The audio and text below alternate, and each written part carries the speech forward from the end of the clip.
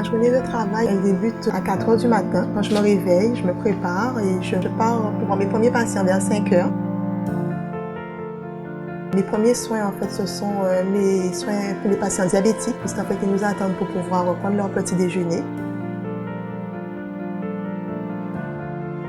Ensuite, c'est vrai que je continue par rapport à mes nursing, des soins d'hygiène. Je peux aussi, entre deux, faire mes pansements. J'ai aussi mes soins de dialyse que je dois inclure, puisqu'en fait, eux aussi, ce sont des soins en fait, prioritaires par rapport, par exemple, au nursing. On appelle nursing, c'est souvent les soins de toilette, d'accompagnement à la douche.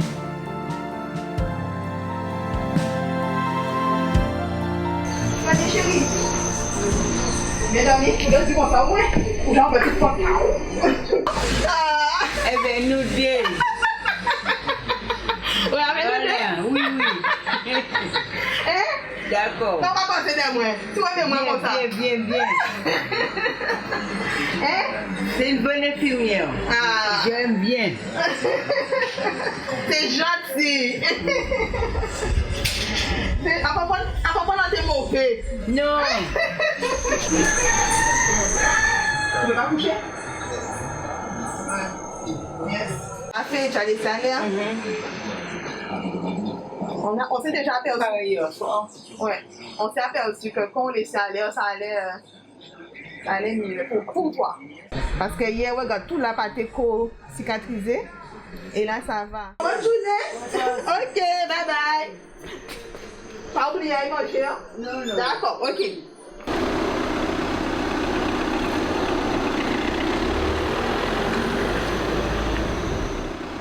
On est aussi confronté à certaines situations pas toujours joyeuses, dont la mort. On doit tout d'abord vérifier la prise de constante, les pulsations pour voir qu'il n'y ait plus de pouls. Par la suite, je dois en informer la famille.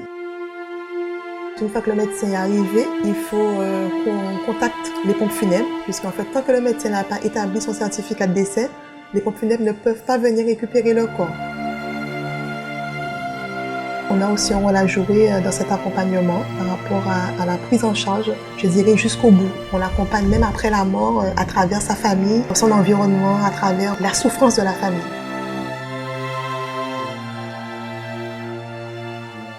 Il y a une situation, j'ai été confrontée avec une de mes patientes et qui m'a plus ou moins touchée. Il y en a eu plusieurs qui m'ont touchée. En particulier celle-là, je pense que je me souviendrai jusqu'à la fin de ma carrière en fait.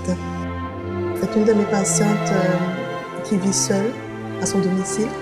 Pourtant la famille n'est pas loin, mais ils ne sont pas présents. Elle était d'autant plus aveugle. Quand on arrivait, comme elle n'avait rien mangé encore, elle nous réclamait systématiquement quelque chose à manger. Et il y a même un jour où elle m'a dit « Je n'ai pas ni rien pour manger ». Je lui ai dit non, j'ai rien pris aujourd'hui. Elle me dit si tu as même un petit morceau de caca sec, est-ce que tu peux moi manger?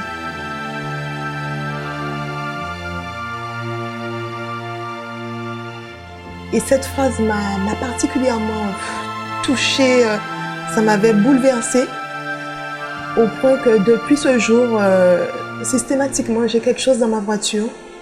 Et je lui ramenais tout le temps quelque chose. Elle aimait les mangues, en période de mangue. Je lui ramenais systématiquement une mangue. Je lui ramenais systématiquement de quoi manger en fait en attendant que la personne qui venait pour le petit déjeuner arrive. Et elle me disait à Timon, on dirait qu'elle est bénie. On dirait qu'elle est bénie. Parce que ça au café bon moi là, ça pas ni mot pour exprimer. Moi je peux ça dire merci pour ça. Je suis infirmière depuis 12 ans. J'ai commencé ma carrière en clinique et par la suite, je me suis lancée en libéral. Ça fait 9 ans. La profession d'infirmière a été une vocation. Depuis au collège, par rapport à mon orientation, pour moi, il n'y avait pas d'autre choix. Je m'épanouis pleinement dans ma profession. Je suis très à l'aise par rapport à mes patients, par rapport à leur environnement, d'autant plus que le libéral, c'est particulier. Je dois m'adapter à l'environnement du patient et chose qui ne se fait pas forcément en structure. En fait, en libéral, je vais prendre le temps de faire des choses en plus. C'est-à-dire que je vais prendre le temps peut-être de leur préparer leur petit déjeuner, d'ouvrir les portes. On joue des fois le rôle d'accompagnant.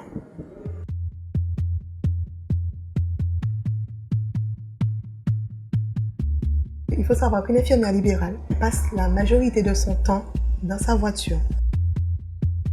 On est plus dans la voiture que chez soi.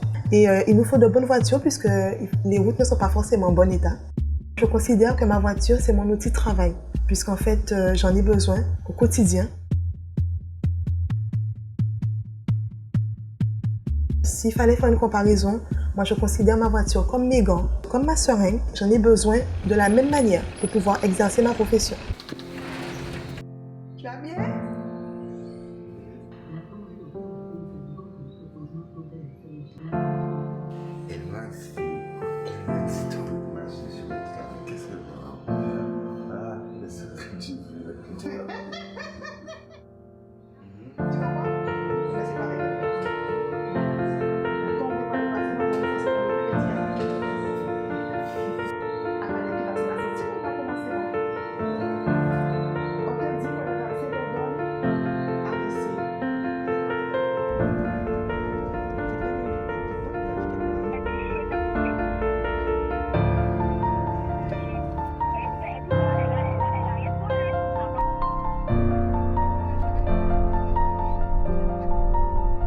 En tant qu'infirmière libérale, c'est vrai qu'il faut savoir concilier la vie professionnelle et la vie familiale.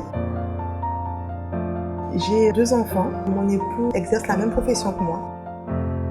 Ça a été beaucoup d'interrogations par rapport à notre organisation. On s'est toujours dit qu'il fallait qu'il y ait au moins un parent avec les enfants, disponible pour eux, pour leur bien-être.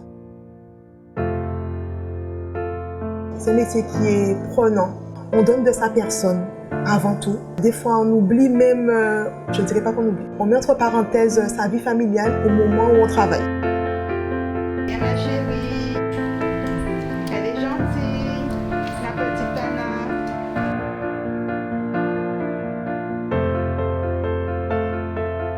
On est dévoué par rapport à notre profession. Quand je suis dans ma tournée, je mets entre parenthèses ma vie familiale pour donner à mes patients. Et par contre, quand je rentre chez moi, je quitte cette casquette d'infirmière libérale pour endosser celle de mère de famille.